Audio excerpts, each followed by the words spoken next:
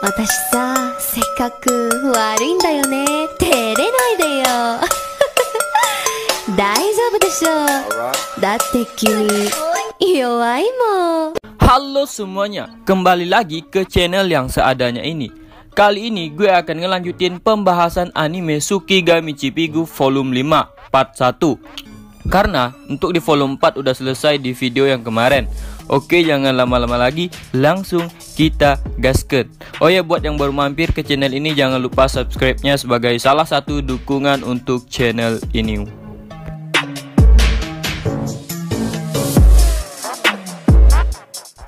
Setelah tes, 6 hari pun berlalu. Saat ini, Makoto tidak melakukan bisnis apapun. Untungnya, dia memiliki produk Asora dan baju besi dari Dwarf. Itu adalah item yang dapat berubah menjadi emas. Jadi, dalam hal biaya, dia tidak perlu terlalu khawatir. Hari itu, Makoto dan Shiki akhirnya menerima pemberitahuan dari akademi tentang penginapan yang akan mereka tinggali. Makoto telah lulus secara resmi dan akan melakukan kontrak secara formal. 2 hari setelahnya, mereka pun mencari lokasi dan bangunan untuk digunakan sebagai toko. Tempat yang mereka beli ada di jalan raya, jadi akan mudah dilihat orang yang akan melewatinya. Sebelum melanjutkan pembicaraan tentang toko, mereka pun mampir ke sebuah restoran di mana tempat gadis yang mereka selamatkan bekerja. Gadis yang bekerja di Gotetsu itu pun memberitahukan namanya adalah Ruria. Untuk beberapa alasan, dia menatap dengan wajah penuh dengan kehati-hatian. Itu karena penampilan luar mereka terlihat sangat mencurigakan. Tapi, tidak ada yang aneh saat dia berbicara, dan dia adalah manusia biasa. Sementara, Shiki makan nabenya. Makoto berbicara dengan gadis itu tentang kepergian mereka ke akademi dan akhirnya bisa mulai bekerja.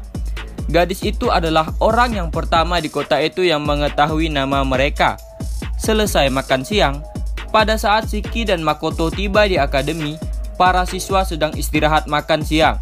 Di sana cukup banyak orang yang keluar dari gedung mereka masing-masing.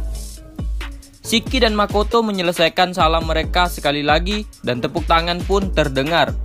Di kantor akademi, tempat briefing itu mereka menjelaskan isi pembicaraan dan aturan secara detail. Dan setelah itu, mereka bertanya tentang rencana apa yang Shiki dan Makoto miliki. Ada 2 orang menerima mereka, salah satunya sama dengan Makoto, yaitu seorang guru. Dia adalah guru tetap dan Makoto guru paruh waktu, jadi dia tidak bisa pergi ke akademi setiap hari dan tidak menginap di asrama juga. Guru itu mengajarkan teknik bertarung seperti Makoto, tetapi dia tidak terlihat sekuat itu. Mereka memberitahunya isi kuliah saat ini serta level siswa. Dan yang satunya adalah orang penting di tempat itu. Dia tidak menunjukkan sedikit pun kesombongan seperti guru laki-laki tadi. Staf itu bersikap cukup sopan kepada Makoto. Namun, mereka tidak mengajukan pertanyaan terkait gaji, toko dan tidak melihat dokumen. Setelah penjelasan selesai, mereka pun bersalaman. Setelah pembicaraan itu, Makoto pergi untuk memeriksa ruang perpustakaan meninggalkan Shiki yang sedang melakukan aplikasi lapangan. Setelah sampai, Makoto pun masuk ke dalam. Lalu, dengan suara yang lembut seorang pustakawan wanita pun menyapa. Makoto pun berbalik dan menanggapinya. Tanpa diduga, wanita itu tahu siapa Makoto dan Shiki juga. Dengan wajah heran, Makoto pun bertanya siapa sebenarnya wanita ini dan bagaimana dia tahu tentang Shiki. Dia adalah seorang wanita berjubah longgar, wajahnya imut, rambutnya berwarna biru muda. Makoto terus memperhatikannya dengan cermat perubahan aliran kekuatan sihir sambil memeriksa gerakan wanita itu. Melihat kewaspadaan Makoto, wanita itu pun menjelaskan bahwa dia baru saja mendapatkan informasi tentangnya dan Shiki dari Ruria dari Gotetsu. Mendengar itu, Makoto pun merasa wajar dia tahu namanya dan Shiki. Sedangkan mengenai kemampuannya, wanita itu mengetahuinya dari orang yang bertanggung jawab atas tes bernama Eurus. Baru saja Makoto memikirkan tentang hubungan Ruria dan wanita itu, seketika wanita itu pun mengatakan bahwa Ruria adalah adiknya, dan kesalahpahaman pun telah diselesaikan. Wanita itu pun minta maaf karena telah lancang menggoda Makoto. Lalu, dia pun memperkenalkan dirinya sebagai Eva. Setelah perkenalan dan obrolan singkat itu, Makoto pun pamit untuk pergi. Lalu, Shiki pun menyapa. Dia sudah menyelesaikan aplikasinya. Makoto pun mengajak Shiki ke guild pedagang untuk melihat tokonya. Mereka pun meninggalkan sekolah. Ini adalah kelas pertama mereka. Shiki dan Makoto akhirnya tiba di lapangan dan menunggu sambil duduk di bangku. Ini adalah kelas keterampilan praktis. Jadi, sebagian besar waktu belajar dihabiskan di luar ruangan. Di akademi, Rose Guard ini ada kelas wajib yang harus dihadiri, dan sisanya bebas bagi seseorang untuk memutuskan apakah seseorang ingin mengambilnya atau tidak. Para murid pun datang. Shiki pun langsung memperkenalkan dirinya sebagai asisten dari guru mata pelajaran itu, serta memperkenalkan Makoto sebagai guru mereka.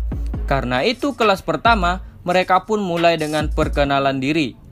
Makoto memiliki 10 orang yang datang ke kelasnya dan memperkenalkan diri mereka masing-masing, nama, usia, tahun berapa mereka saat ini, dan setelah itu tujuan dan elemen mereka yang terkuat. Semua itu pun berakhir dengan aman. Namun, pembahasan tentang elemen mereka masing-masing masih berlanjut. Makoto berpikir agak aneh hanya menjadi lebih baik di elemen utama mereka saja. Alangkah baiknya untuk menguasai elemen yang lain juga. Pertanyaan demi pertanyaan tentang elemen yang menghasilkan perdebatan antara para murid dan gurunya pun terjadi. Itu karena mereka sulit menerima guru seorang demi-human dan meremehkannya. Hingga Makoto pun memutuskan untuk memperlihatkan penerapan berbagai elemen dalam pertempuran nyata. Dia pun mempraktekannya bersama Shiki. Shiki pun mengeluarkan tongkat yang dibungkus dengan kain berkilau. Tongkat yang dibuat oleh Edwards menunjukkan kehadirannya, dan kain indah yang mirip sutra itu memiliki kemampuan untuk menyembunyikan status peralatan. Tatapan para siswa berkumpul di tongkatnya. Penampilan mereka dipenuhi dengan kejutan seperti yang diharapkan. Mereka mulai pindah ke tempat yang agak jauh dari para murid. Shiki mengikat rambutnya di punggungnya dan memasang ekspresi yang sangat serius. Pertarungan pura-pura untuk menunjukkan kemampuan pun telah dimulai. Sambil memegang tongkatnya, Shiki segera berlari ke arah Makoto dan menutup jarak dalam sekejap. Dengan refleks, para murid pun berteriak kagum. Di ujung tongkat Shiki, sebuah pisau emas pun muncul. Itu mirip tombak tanpa Arya. Itu adalah benda yang luar biasa dari kekuatan yang sihir yang dilepaskannya tanpa keraguan. Ujung itu mengarah langsung ke dada Makoto. Tombak itu tanpa perasaan menerjang, cepat dari depan. Itu bukan kecepatan yang bisa diikuti oleh penyihir.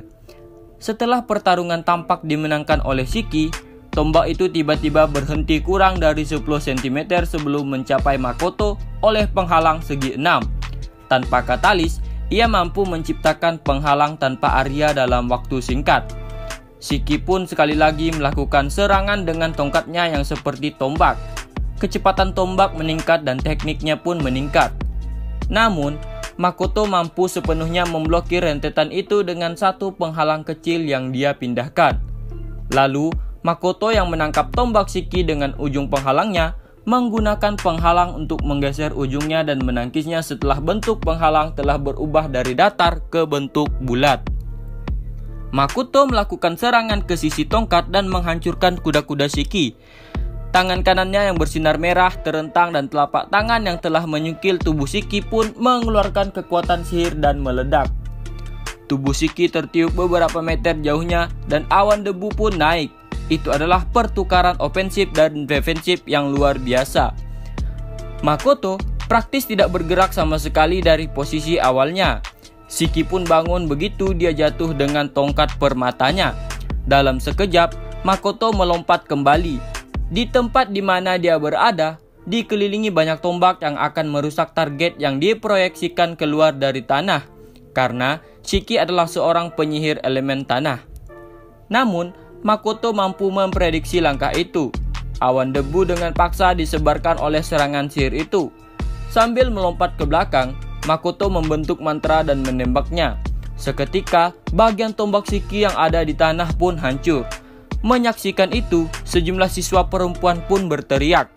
Kemudian, tanah mulai membengkak di kaki Makoto. Sebuah biji bersinar hitam diciptakan. Ujungnya tajam dan berbentuk seperti kacang. Lalu, itu ditembakkan ke Shiki secepat tanah. Shiki menggunakan ujung tongkat yang tidak memiliki ketajaman lagi untuk menghentikan serangan hitam itu. Ketika dia melakukan itu, biji hitam yang telah menjadi senjata berbahaya kembali menjadi tanah dan terjatuh.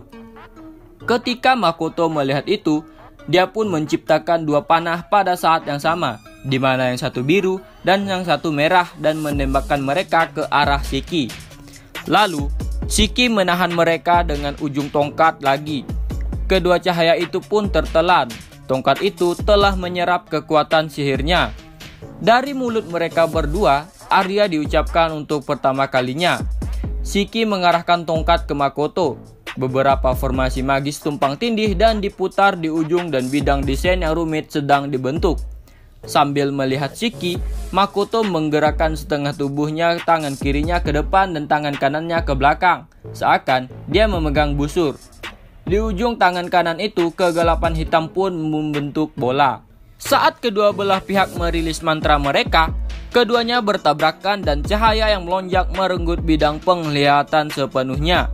Setelah cahaya di sekitarnya mulai memudar, maka terlihatlah Shiki yang telah kehilangan posturnya dan Makoto yang meraih lehernya.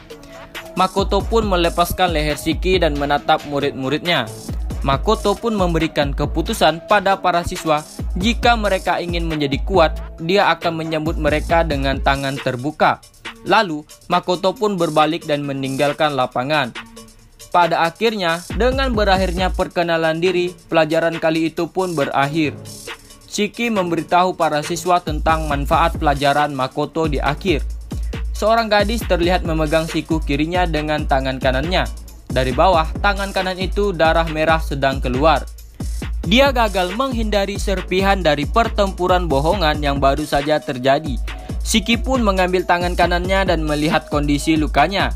Shiki secara alami membersihkan lukanya dengan air, karena dia juga bisa menggunakan elemen air. Lalu Shiki mencari sesuatu di tasnya dan menunjukkan padanya, yaitu sebuah botol kecil. Dia mengeluarkan obat salep dari botol kecil dan menyebarkannya ke seluruh luka. Luka pun menutup dan kembali normal tanpa menggunakan sihir. Sudah 2 minggu sejak Makoto mulai bekerja sebagai guru di akademi, sekarang adalah hari di mana toko Kuzunoha akan dibuka untuk pertama kalinya di sana. Setelah berkonsultasi dengan Tomoe, Makoto punya 2 odre hutan yang dikirim ke sana. Mereka adalah orang yang menyerangnya, Aqua dan Eris. Makoto membawa mereka ke pinggiran untuk menguji kemampuan mereka. Mereka menjadi sangat kuat. Mereka pasti telah melewati pelatihan yang sulit dari Tomoe. Makoto menjelaskan tentang detail pekerjaan mereka, memberi mereka uang muka, dan dengan wajah yang sangat serius, akhirnya mereka pun bersumpah untuk setia. Selain itu, ada 2 Edward akan dikirim juga. Mereka memiliki pengalaman sebagai staf di toko kecil di Shige. Tomoe juga akan mengirim seseorang yang berguna untuk bekerja sama dengan Edwards. Rencananya toko mereka itu akan buka hingga larut malam. Mereka akan menjual obat luka yang Shiki iklankan, obat penawar racun generik, demam, penghilang rasa sakit, dan obat flu yang bekerja untuk berbagai tujuan. Dan juga obat penguatan yang meningkatkan kemampuan untuk sementara. Masing-masing dari mereka telah disesuaikan. Pagi hari jam 10, Makoto menerima panggilan dari Beren. Ia memberitahu bahwa 2 Edwards sudah dikirim. Makoto pun membuka gerbang yang di lantai 2 dan menerima 2 Edward yang akan datang dengan seseorang di belakangnya. Orang tambahan itu adalah Human yang pernah dilihatnya sebelumnya. Orang itu pun segera menyapa. Makoto terus berusaha mengingat orang itu. Merasa tidak yakin, Makoto pun bertanya siapa dia. Dia pun memberitahukan namanya, yaitu Lim Latte, dan itu akhirnya mengingatnya. Lim Latte memiliki pedang yang dicintainya yang dirusak oleh Tomoe dan Mio, merampoknya. Jadi, Makoto meminta Edwards membuat pedang yang layak dan meminta Tomoe memberikannya melalui guild. Lem melihat katana yang setengah ditarik oleh Tomoe. Panjang pedang itu tidak terlalu pendek. Dengan mata yang bersinar, Tomoe memberikannya pada Lime.